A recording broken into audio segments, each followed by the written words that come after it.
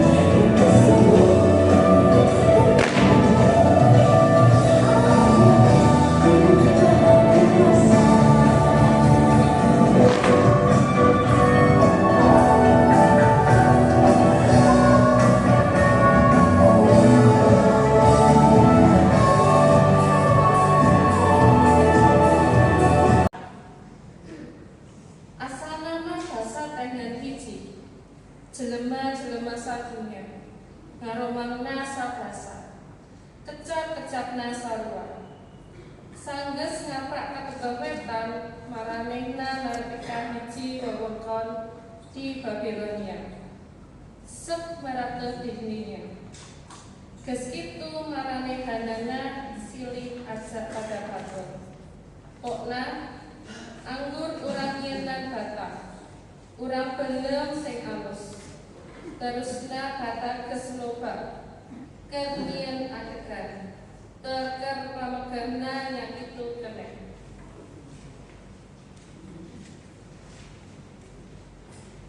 Terus cek maranehna ayana urang nyen nagara. Urang make munara anu pucakna nepi ka langit. Sangkan urang kamasyur jeung supaya ulah kapencar ka mana-mani. Lajeng pangeran lungsor sejak ningalian etak nagara. Jeung munara anu keur diadepan. Mantena ngendika.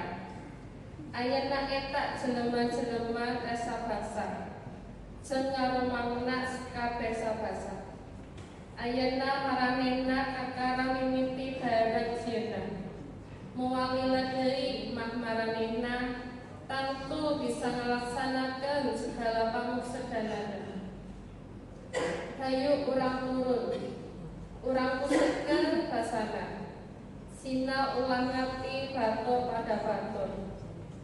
Etak jelema-jelemaku pangeran dipaburencaikeun sakuliah dunya. Pagaweanana nyen nagara teak jadi pangkat. Etak nagara dingaranan Babu lantaran didinya pangeran ngusutkeun basa manusa. Sarta disemet harita. Manusa teh ku mantena dipaburencaikeun sakaliah dunya. Demikianlah sabda Tuhan. Sampai semuanya ada bersama-sama dalam tempat. Tiba-tiba datang satu bunyi dari langit seperti angin keras yang mendung, dan satu rumah itu di mana dia orang duduk jadi penuh dengan itu bunyi. Dan ternampak pada dia orang lidah-lidah yang berbelah-belah seperti lidah api, dan itu duduk di atas dia orang masing-masing. Dan semuanya dipenuhkan dengan Roh Al-Kudus dan mulai bercakap dengan lain-lain bahasa, bagaimana Roh itu kasih dia orang mengucap. Di Yerusalem ada tinggal orang Yahudi yang berbakti dan yang datang daripada segala bangsa di bawah langit. Dan bila orang dengar itu bunyi, orang banyak berhimpun dan jadi bingung, sebab masing-masingnya dengar dia orang cakap dengan bahasa masing-masing. Semuanya terperanjat dan heran. Katanya, tengok, bukankah semua orang yang bercakap ini orang Galil? Dan bagaimana kita dengar masing-masing dengan bahasa sendiri, di mana kita diperanakkan? Ia itu orang Partia dan Media, dan orang Elam, dan orang yang tinggal di Mesopotamia, dan Yahudia, dan Kapadokia, dan Pontus, dan Asia, dan Frugia, dan Pamfulia, dan Mesir, dan segala jajaran Libua yang dekat Karun, dan orang dagang dari Rom, yaitu orang Yahudi dan orang Walachia, orang Kriti dan orang Arab. Kita dengar di orang cakap dengan bahasa kita dari perbuatan Allah yang besar itu. Semuanya terperanjat dan bimbang hati, dan kata sama lain, apa arti perkara ini? Tapi orang lain tertawakan dia, katanya, ini orang ada penuh dengan air anggur yang manis. Tapi Petrus berdiri sama-sama sebelah rasul itu dan besarkan suaranya, serta berkata sama dia orang, hei orang Yahudi dan semuanya yang tinggal di Yerusalem, biarlah kamu tahu perkara ini dan pasang kuping pada perkataan saya. Karena ini orang pemabuk seperti kamu sanggup, sebab ini baru pukul 9 pagi. Tapi inilah perkara yang Nabi Yoel sudah kata. Pada zaman yang kemudian sekali nanti jadi, Allah kata, saya nanti curahkan daripada roh saya atas semua manusia, dan anak-anakmu jantan dan perempuan nanti bernabuh. Kamu punya orang muda-muda nanti tengok penglihatan, dan orang tua-tua pun menimpi-mimpi. Dan lagi atas saya punya hamba jantan dan perempuan pada zaman itu, saya nanti curahkan daripada roh saya, dan semuanya nanti bernabuh. Saya nanti buat perkara yang heran pada langit di atas dan tanda-tanda pada bumi di bawah, darah dan api dan uap asap. Matahari nanti berubah menjadi gelap dan bulan menjadi darah, sebelum datang Tuhan punya hari yang besar dan masyhur itu. Dan nanti jadi barang siapa yang teriak nama Tuhan nanti diselamatkan. Demikianlah sabda Tuhan. Salam dari suku Nias, Yahoo. Yohana Peleofu ayat 8 irugi Pelevitu Patitu ayat 25 irugi Dolavitu.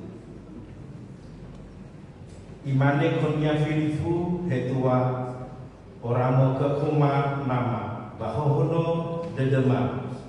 Imane konya Yesu simana wa ara homi dau.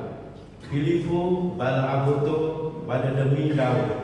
Simana manggila yau bano ila nama. Hadiah le baduhu dedemi wa abadede nama sondau awe badedegu sonama. Batengah moroi bakaku iwa iya. Baihala halawania ama. Sila kebulo badedegu. Mifati tegu wa abadede nama sondau awe badedegu sonama badalaa bami amati bahala andro. Si druhu-druhu ni warga kami ihala dania hala wa andra. Ni halagu sama tikagu base dua moroi andra ihala. Mikha nama moi dau. Bahagia ni andra mi badai itu bau enal tefola kami nama bakhanana. Basoni andra mikaku badaiku bau nami omasi ondau bami goros haidu. Baayau bau undrau dania kenama. Baibe kami janalo tana be enale aifa ia kami irugi sila aitu. Eha sidri landra sidabai la kama ni hagulidano mila laila mila abote badadera badademino aboto ia melo aifa ia kami badademi so ia dania. Ayati 25 Dauni fa'agu kami fatwa la ahyatu kami basonola andra ehani hamania di fatenge nama gudania badaiku dal sama hal ya ami bada ofeku ba'akhori fasugi bada demi nifadu kami irai kami wa'ohau dadu dada ba'ohau dada khawgu ibehe kami ba'alibe niha kulidana ba'alibe ehu ba'i abu dedemi ba'e a'a u ami.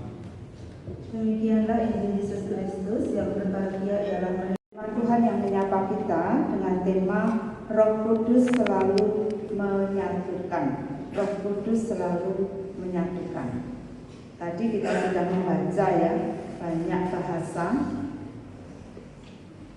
membuat kita ya ada yang sedikit-sedikit tahu begitu ya mungkin yang bahasa Melayu itu hampir-hampir sama dengan bahasa Indonesia, tapi ternyata cara bacanya berbeda gitu ya suaranya.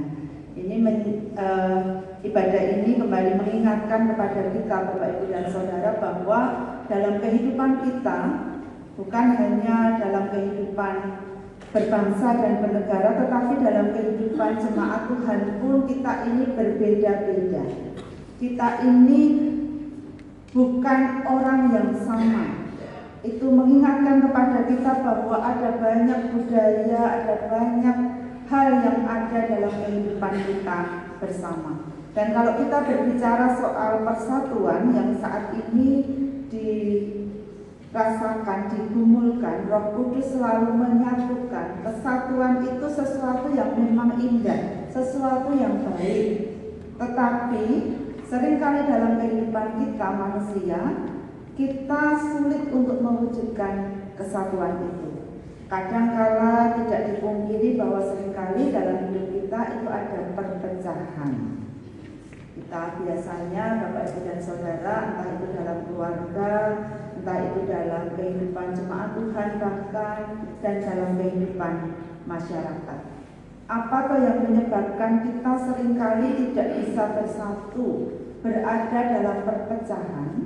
Yang diberkati oleh Tuhan, bacaan firman Tuhan hari ini menceritakan dalam kitab Kejadian tentang peristiwa Menara Babel, di mana dikatakan di dalam kitab Kejadian tadi bahwa saat itu manusia itu satu bahasanya, satu logatnya. Mereka bisa saling memahami satu dengan yang lain.